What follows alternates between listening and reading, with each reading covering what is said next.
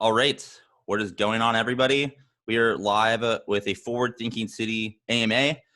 This is with Nadia Eghbal, who is head of writer experience at Substack. Welcome to the AMA. Thanks for coming, Nadia. How's it going? Good. Thank you for having me. Yeah, thanks for coming on. As I said before we started recording, I am a huge fan of Substack. I'm a huge user of Substack. Substack helps me make money online, which is makes me super stoked to have you on and kind of share what you're doing with the residents and just with everyone listening.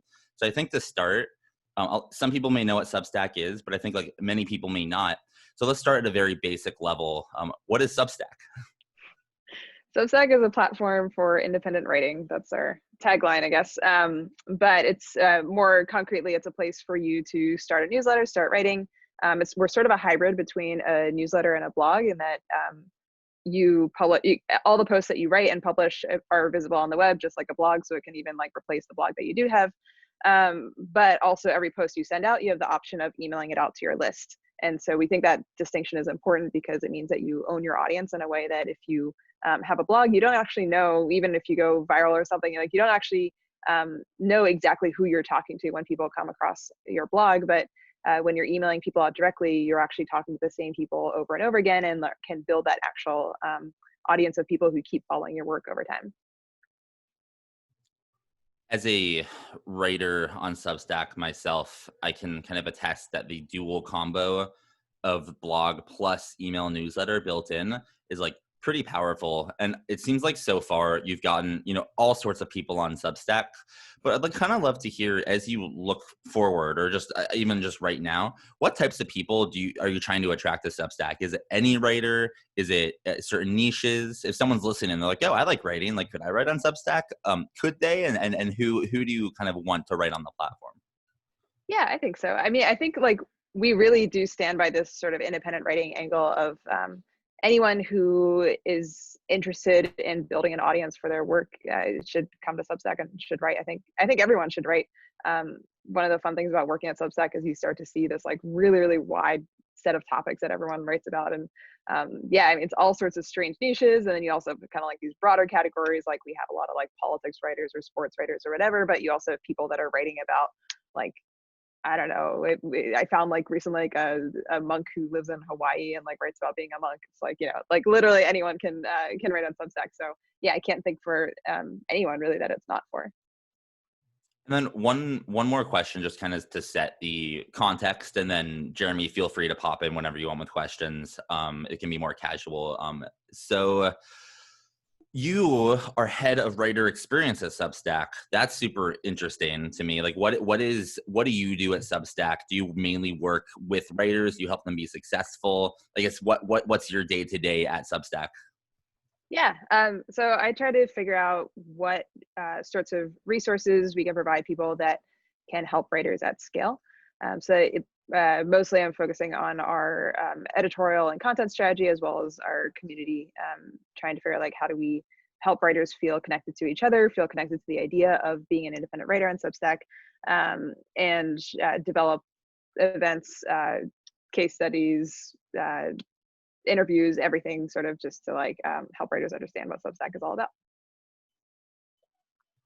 And it's it must be an interesting journey for you, because it's not like writing itself is new. Writing has been people have been writing for a while, and then my first blog about a decade ago was Tumblr. I was writing about girls or whatever, and I slowly shifted over to writing about business and stuff. And it's the act of writing is not new, but you've kind of unlocked this thing where you combine writing and email lists and making money all in in a platform. I'm kind of curious, as you grow a Substack, how do you think about almost educating the market that you can write and have a newsletter list, or you can write and have a newsletter, and that's not a big deal. It's just it can be out of the box. How do you educate future writers or writers that haven't been doing that on that, this is an option? How do you almost get them on your platform? I think we kind of start from the angle of this is a place for you to write a newsletter, and a newsletter is a way for you to keep in touch with your audience. And then I think from there, it becomes a little bit more clear once you start using it, what how the blog angle kind of fits in. But I think like people understand that newsletters are about emailing your audience directly. And I guess like the challenge there is that like historically, like people know what newsletters are, but people think of newsletters in the past as being this sort of like marketing thing of you just kind of like pushing out announcements or whatever. I've been writing a newsletter myself for I don't know, maybe like 5 years now at this point. And definitely like when I started writing the newsletter, it was like, you know, sign up just to get updates about like blog posts that I publish. And I would just dump in the link and be like, here you go. And then like naturally over time, as you start to realize, oh, I'm like talking to these same people over and over again, I can kind of say like whatever I want.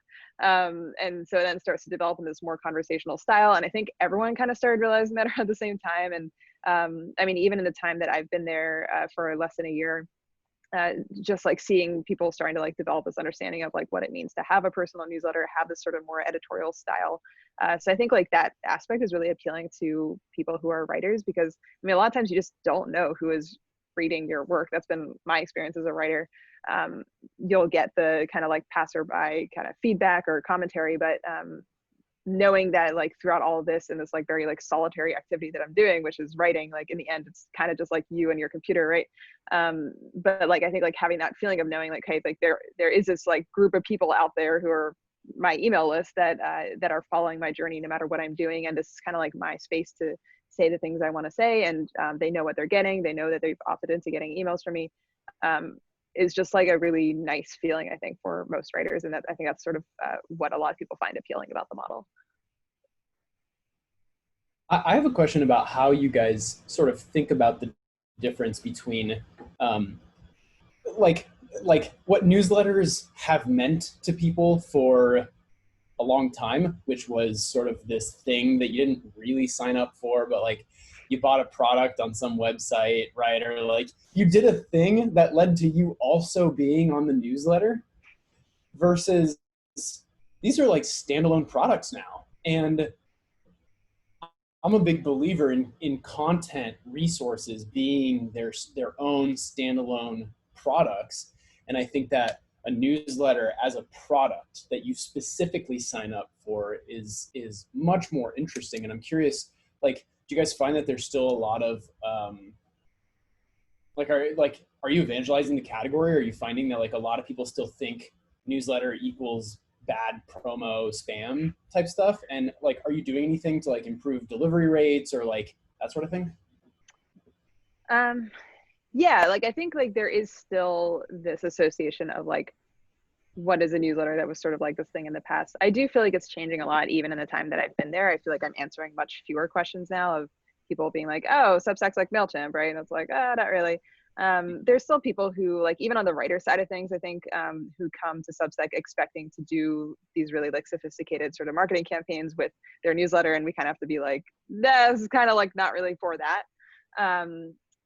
But I think it's just sort of a matter of time. I mean, I think back to kind of like other early creator platforms, like YouTube didn't really set out to be like a creator video kind of space, but then people realized they could use the medium of videos to kind of create their own audiences. Or like Instagram really was like photo sharing between friends, and then like creators realized they can use that to kind of keep in touch with people. And so I think it's the same sort of thing with newsletters, where like people are familiar with this concept. It used to kind of mean something else, but the more people that are using it in different ways, and people like, you know, often discover Substack because they're like subscribed to someone else's newsletter and they're like, oh, I can do it this way too. I think that sort of those sorts of new norms are just going to start reinforcing themselves more. But I do find that like calling it a newsletter does help like ground the understanding a little bit. Like we've talked about, do we get more sophisticated with explaining like what that term is, or having our own term or whatever? But I think like in the end, like newsletters are sort of like the flagship like idea, and then you kind of like understand everything else that's possible as a result of that. Yeah, that makes sense. One thing that you mentioned a little bit ago, or it actually might have been Jeremy, but someone mentioned that you can write for so long online, but you don't know who's reading, and like you've no insight into that. And I feel that a lot, literally, because I think like it was like 8 months ago, randomly I got a DM from like Legion, who at the time was at Andreessen Horowitz. She's like, oh hey, I've been like writing, like loved your writing, like love to hop on a call and talk about like what she was kind of putting into the passion economy at the time. Just like, huh? like she, you know, I had no capacity to know that, you know, who else is writing? I'm writing too. So I'm kind of curious, like the fact that you mentioned that, I align with that. Do you kind of think about, like, do you kind of see a future for publishing, a future for newsletter writing, where like you can better know who's reading, you can like have more insight on them? I guess, how do you think about like audience understanding versus just a publishing platform? I mean, with like, I think about this, I guess, with like in parallel to Twitter a lot. And like on Twitter, like you do start to develop this sense of mutuals. Like after a certain point, you might not always know, like, you know, you don't see every new follower that's coming in, but like you go to the profile of someone that like you might like hope to talk to, or whose stuff you like, and you realize, oh, this person follows me, like, oh, that's kind of cool. I didn't realize that. And if they don't follow, like, you know, tons and tons of people, then you're like, oh, maybe there's something interesting there, or they reply to one of your tweets and you're like, oh, we're having this conversation. And so there is like, I think, a precedent for that kind of visibility with other platforms where where you just like, you start to develop social capital based on like, oh, I follow this person follows me, and like we talk to each other. If I reply at their stuff, they'll like respond to me or whatever. And yes, I think like it's not like there is a precedent for that kind of relationship existing. But yeah, I mean, I think it's also partly why, like, even in the email space, like there is this debate between, you know, should we like how much tracking do I actually want from how much do I actually want to be able to track my subscribers, and like that's a question we get sometimes from writers of like, I actually don't want all these analytics. I feel kind of weird knowing, like, you know, when my subscribers have opened an email or whatever. But I think like, and I think it's fine to, you know, be able to like have options that opt out of that, and whatever, like we should have those kinds of options in the world. But there is value there on the other end of like, you also hear from lots of writers who say, oh, I didn't realize, you know, this person subscribed to my newsletter, and I can like see from their email address who it is, and like that's so meaningful to me that that this person is like following my work, and it feels like an extra step up even from like following someone on Twitter, where you can kind of like follow and unfollow, and you don't really know how permanent that is. And yes, you can like unsubscribe from an email, but I feel like it's a little bit more personal to be like, okay, I know I'm going to be getting emails from this person. That's like an extra kind of annoyance. That's not like, you know, just like someone appearing on my Twitter feed. And so it feels a little bit more intimate, and it can like really like kick off a relationship if you know that like this person subscribes to my stuff. I think that's also like hugely motivating for writers, just to like, yeah, know who they're talking to. So yeah, to me, like this all goes hand in hand with this idea of like being able to build a more like permanent audience for yourself, and which is so different from like, if we think about like page views on a blog being like the most fleeting transactional kind of relationship where you don't know the person, and like they may have just, I mean, just because they land on your page doesn't even mean they read it, like they just kind of like, you know, whatever. And then you can think about like following someone on social media being like a slightly more like intimate relationship, and then like subscribing to someone's newsletter, I feel like is kind of like on the other end of it, where it's like, okay, like that's a much it just signals something a lot more than any of these other things. That makes sense. I read somewhere, there's no actual calculation for this, but like one email newsletter subscriber is equal to 5 Twitter followers, like because you kind of own the audience, which is exciting. And that's actually something I want to dive into with Substack. This is like why I wrote a thread on this, and actually it blew up, I think, because it's such like a interesting concept. Where, I mean, I used to write on Medium for about 4 years. That was like my home, that was my writing home. And I think that I left Medium for Substack because I didn't feel like I had insight into who was reading. I didn't feel like I had insight into my distribution. I didn't feel like I had insight into like anything they didn't want me to have insight into. And with Substack, it's kind of a breath of fresh air, because I, you know, although it's a platform that's not mine, there's an export button. I can always export the list. How do you all think about owning, like how do you, like, what's your thesis, but what's your kind of stance on owning your audience? Why did you decide to give that power to creators versus some other platforms maybe have like taken it away, which I think has been negatively impacting the industry? I think some of it might just come from like our founders' values, which, you know, Substack was already 2 years in by the time I joined. But like I feel this every day at work. Like everyone who works at Substack, we're a small team right now, but everyone who works there cares very, very deeply about writers and helping them establish their independence.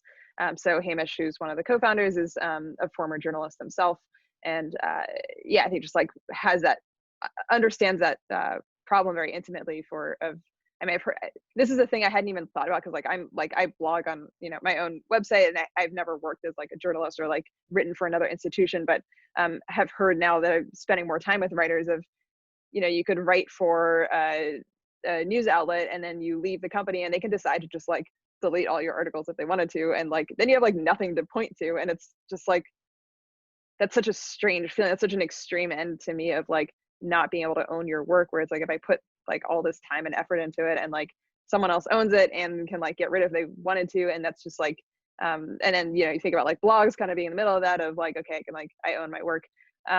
But yeah, I think like then kind of like taking that one step further and actually being able to like own your audience, I think is just yeah, like it might just kind of boil down to like we all just really, really care about that, and I've seen the effects of like what does that look like if someone doesn't own their audience, and like any sort of like platform or thing that like I think any of us would want to work on is really about like putting writers in the center of that and giving them ownership over their work. So I'm curious to hear. I'm huge into UX, right? Like, so for example, one thing is like I do very little actual writing in Substack right now. I prefer Notion's writing experience because of a lot of like the sort of hotkeys and slash commands and all of this stuff. And so I'll write my newsletter in Notion and then copy and paste it into Substack, fix some of the formatting and stuff. How do you personally balance product with, you know, community and like, I don't know, whatever else you do for like writer experience or writer success? Yeah, like how do you strike that balance between like, if I were in your shoes, I would be like focusing full time on like trying to make the coolest product that I could possibly get engineering to build. But I imagine there's a lot more to it than that. Yeah, I mean, I definitely spend a lot of time with product and engineering as well, and so it's like I think my role probably like sits in between like understanding what people in our writer community are saying and the feedback that we're getting, and then helping like translate that and just like represent that perspective internally. We all spend time with writers in different shapes and forms, but like I definitely take it very I just like really take that to heart, since like I want us to do right by writers, and I want to be able to like kind of represent that perspective. But yeah, I mean, I don't own the company single-handedly. I don't like, it's not like I don't run product and I don't run engineering. So, you know, it's a collaborative effort between all of us. We definitely have regular conversations about sharing feedback from writers. Everyone does that in their interactions. And yeah, we just like talk about this stuff internally. So yeah, I think the editor experience kind of comes from wanting to give people this like just a simple experience to get started. I mean, like I've written on probably like every popular blogging and newsletter platform in the past, whatever, 10 years or something. And yeah, for me, like coming from, this is even before I joined Substack, when I moved over to Substack, but like coming from like MailChimp, which was like, you know, this like, is just set up for like marketing emails and was not set up for me to just like email. I remember trying to get like, I was like, I just want to send like a simple like plain text email. And even that had like weird stuff all around it. I was just like, okay, like that's like a lot of work. And then like moving to a tiny letter, which was like a better experience, but still kind of had its own chrome around the emails that I sent. And then like, as soon as I moved to Substack, I was just like, oh, I could just like send an email. Like that's what I want to be able to do. I just want to be able to like sit and write. And for like, I think for us, maybe like coming from tech or being, you know, tech adjacent in some shape or form, like maybe we take some of those things for granted, but like I'm also like a lot of people that write on Substack are just like terrified of computers. And so there is something to be said for keeping that experience just like really, really simple and intuitive. But that being said, I don't think any of us have the belief that it's, you know, the best editor that it could be, and that there's always room for improvement and for changes. So yeah, it's definitely a thing that we talk about. Well, yeah, and not even to say like, you guys should focus more on like the physical writing experience, but like I'm fascinated by like advocacy balance, right? So like when you come to the table, is your job to like advocate for, like, to basically say like this is going to improve the writer experience or make writers more successful, and then other people on the team who are coming to the table have different priorities, and you guys are all trying to find kind of the happy medium that serves everyone?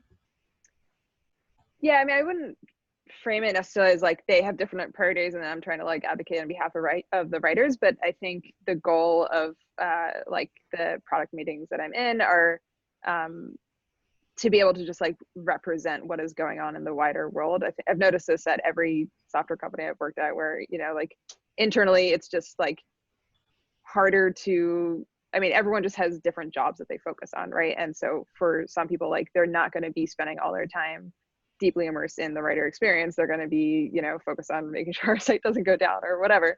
Like everyone has a role to play in a team. And so like, I think of my sort of like goal is just like bring in that perspective of being like, okay, well, I am spending a lot of time with these writers and like, here's sort of like the thing that we're hearing, or like, here are the really most common like feature requests, or here's like feedback that we're getting from a certain feature or whatever. And just making sure that it's like visible internally. So yeah, I think of it as like a highly collaborative kind of process, but, and then like, of course, given that, like there are things where, you know, I think, yeah, every software company goes this of, there are things that we want to do because we think they're important. And that might be different from what the feedback is. Like we might get feedback, and this happens all the time, of, you know, like there might be features where like people do have a different reaction to it, but like we feel like this is maybe like part of the experience for a reason. Or yeah, like there might be certain things that we know we need to fix. I mean, so many things we know we need to fix. But then we know that we need to prioritize our time for something else. And we are a team of 14 people right now, as of this week. So we're very, very small. When I joined, I was the second employee, and that was in November. And so I think people also tend to like underestimate like just like how big our team is. And so there's a lot to do. So I want to like actually like not dig into that, but just make a point. Like there's a lot of, because you're kind of, in my view, like one of the leaders, if not the leader in this space right now, like personal newsletters, start your newsletter, get paid on the internet. Like, of course you've attracted many people that like are haters, like, oh, like they're not good because of X, Y, and Z, like this, you know, that's just the name of the game. But like, I think that people don't realize that it is such a small team, and the best is like yet to come. Like there's a lot of things about the product I like wish there was more of stuff, and I'm actually going to ask a couple of questions. Just like I don't know, you may not be able to disclose, but I am curious as a power user. But like you just said it, you're a team under 20. Like you're already powering so many newsletters. Like it's just, I'm so excited to know where you'll be in a year or two.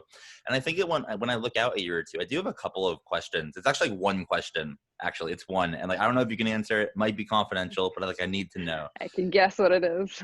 What? Ooh, I don't know. Is it related to a specific feature? Yeah. What do you think? What do you think?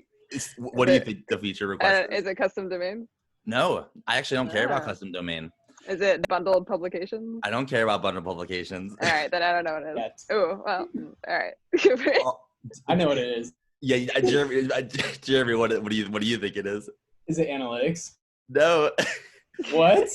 It's an API. Do you I want, because I have stuff on the internet that's outside of, like, it's not just API, it's like Zapier. Like is there any, like, it's based on how you responded to my point, I feel like it's like very low on the totem pole. But is it on the totem pole? It's on the totem pole somewhere. It's not like, yeah, I mean, I guess I could just say like it's not like it's certainly not like something we do not have any active plans to do it right now. But the feedback has been heard loud and clear from a lot of people, specifically around Zapier and yeah. I'm sure. Why do people actually kind of, if I kind of want to get into some of this, if we can stop if you don't want to go any deeper, but like when you get these common feature requests, let's talk about the two that you mentioned, like the custom domains and the bundling. How, like, those are obviously the two that are top of mind to you. Like, how do you think about building them, or being like, hey, I know you want this, but this is anti-vision to Substack, so like you won't get it, versus like rolling it out to some users? Like, let's just start with custom domains. How do you think about that? And like, are they in the future? Are they not? Do you not know, and you're just like not making a decision yet because you don't want to like say something and then divert? How do you think about these features?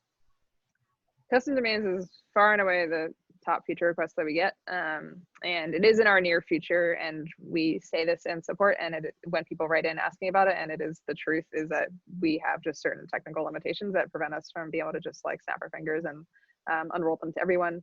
But we, as you might have seen, have unrolled it to a few publications just to see how it works. And we are very, very actively trying to figure out how to make them available to everyone.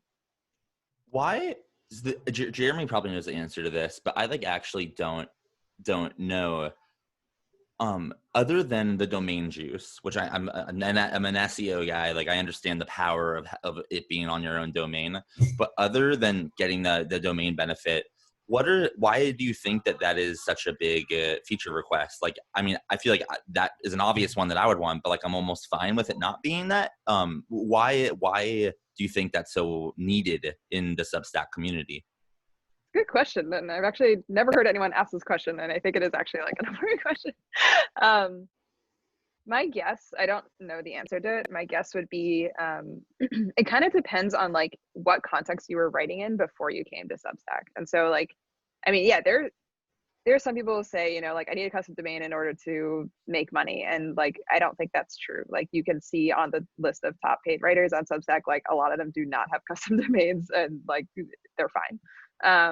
But I think some of it does depend on the context that you had before. So if you had a blog before and like you built up like, you know, this whole identity around your like own personal website, and then like you're trying to think about like, do I replace my Substack, or do I replace my personal website with my Substack? Then yeah, I could see why a custom domain would be more important to you. If you were, you know, just kind of writing whatever, or this is like the first time you've ever had any sort of like more personal space, then I could see people being like, just like not really caring. Yeah, I mean, it's just like the funny thing is just like writing and like personal websites is it's just like so different for everyone and like what their setup is. Like I personally have like my own namespace on my own personal domain, and like I like that like Substack is just like my newsletter space, because like I don't want that to be my personal website. I have a personal website with like other stuff on it that is just never going to be like, you know, replacing my entire blog or newsletter. And so like I like that it's not the same. But I think for people that are thinking about like it becoming their like synonymous namespace, then it's like, then I understand that feeling of, well, I want to be able to like take my stuff and go somewhere else if I want to, and not lose those links. So yeah, it's like, yeah, some people it just matters a lot, I guess. Yeah, that makes sense. Yeah, I get it. At the same time, I do think it's like, no, I get it. I actually do get it. Let's move on. I want to, I could like do my like thing where I'm like, oh, well, like maybe this is because of X, like that's why the crowd is moving that way, but like, I'll leave it. My one other question, this is very, this is actually like very deep. I'm very interested in your thoughts on this, because it helps me think about how I build my business. Like this, what we're doing right now, like I quit my job a week ago to like go full time on this like forward thinking thing, and it's so far it's working great, but like this is my business.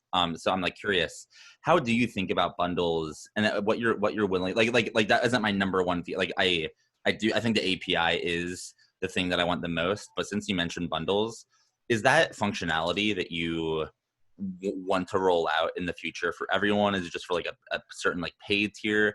As like someone that wants to plan future content and plan like a publication of some sort, could Substack be that, or like, I guess, how do you think about bundles?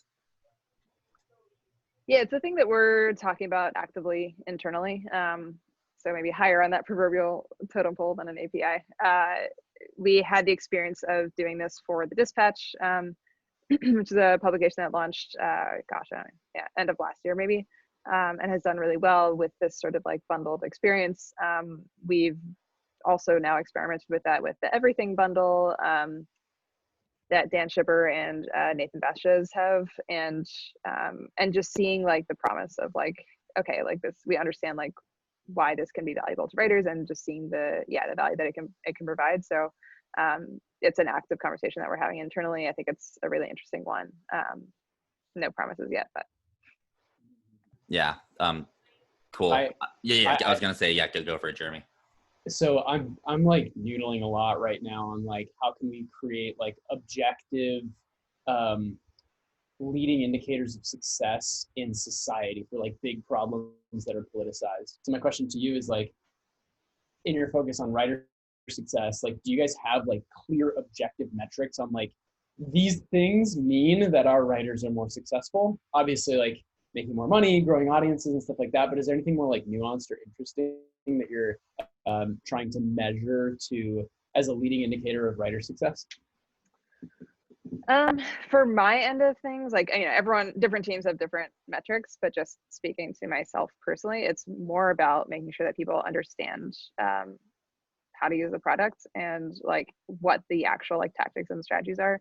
I mean, I talk to people that are just at such different levels of experience and understanding of Substack, and like there's still just a lot of just like early education of, I mean, the fact that we even had to start this conversation, for example, being like, what is Substack, says something of like, it's still really, really new to a lot of people.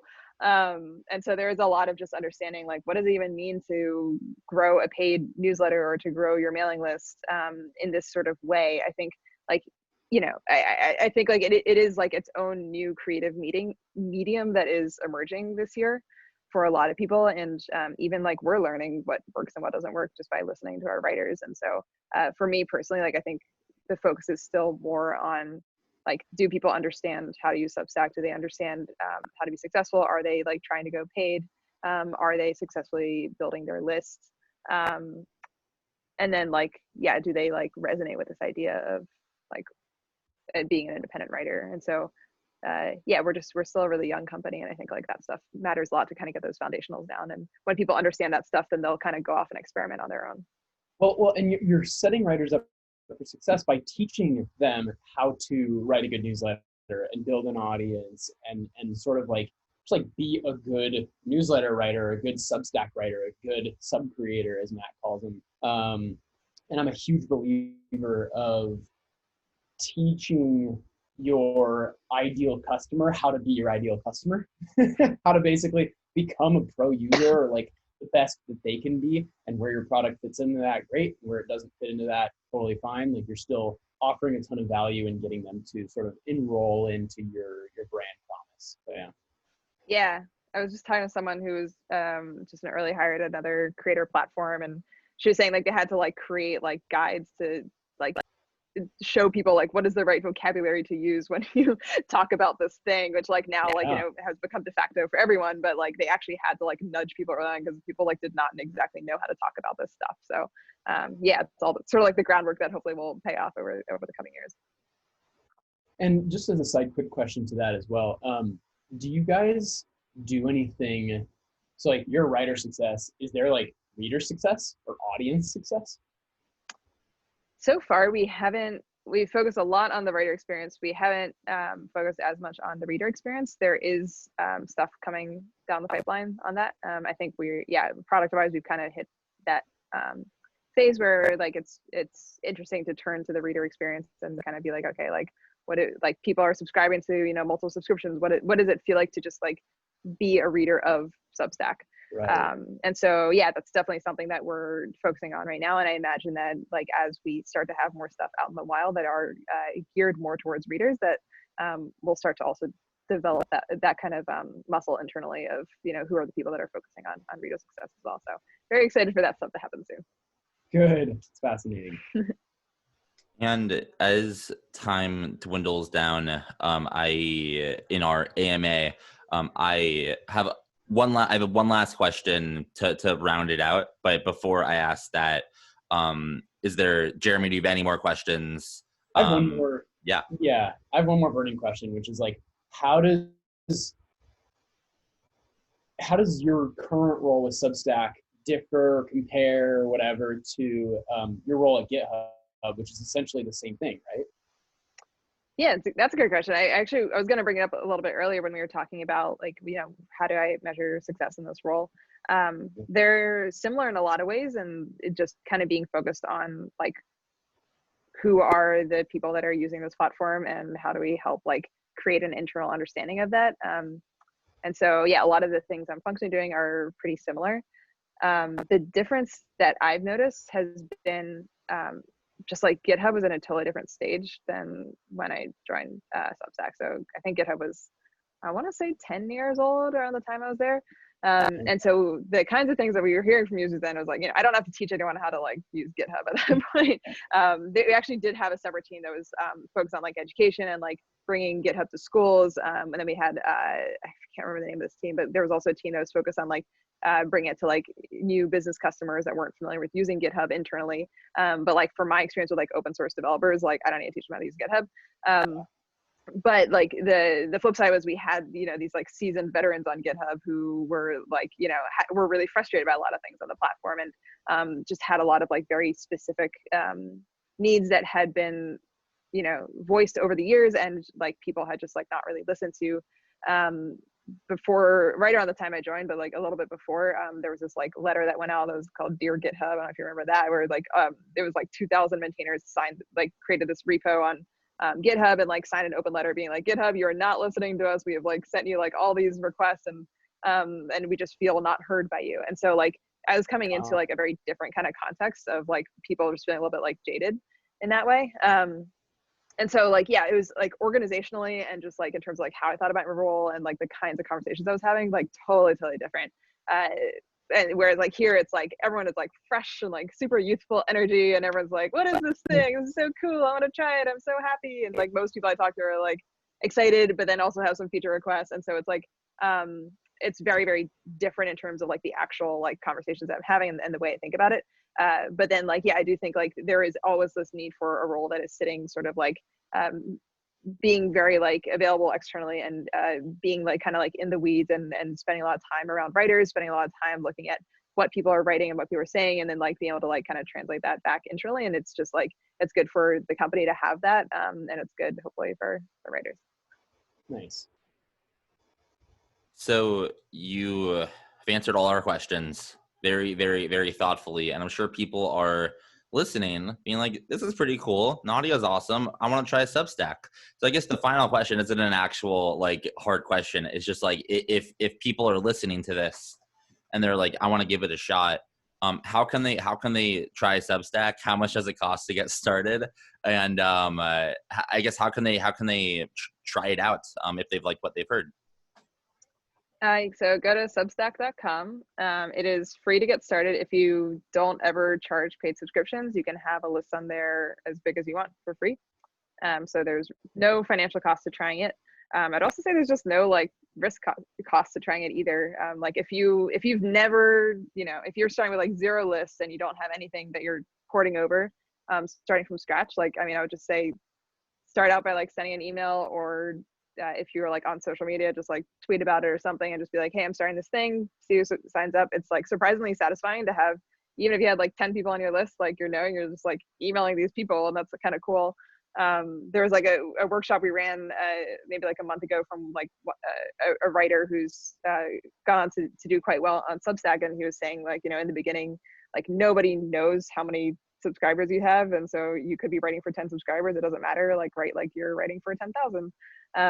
And yeah, there is something just very satisfying about that. It is a space for you to be able to like experiment and try new things and not worry too much about what people are saying. I find that sort of like semi-private experience where it's not like you're like tweeting, but you're kind of just like sending emails, is just like, I found really conducive for creativity. So yeah, go to substack.com and sign up and get started. And we have plenty of like resources and stuff to like help you figure out how to do it. All right. Well, if you're listening to this, which you are because you're hearing the conversation, and you make a Substack, shoot me the link to Matt at forwardthinking.city, and I would love to check it out and probably subscribe. So Nadia, thank you so much for joining this AMA. I learned a ton. I like with Jeremy's questions, with my questions, I feel like I understand the platform on like a much deeper level and the trajectory you're going in. I just appreciate you spending the time with us. Yeah, thank you for having me.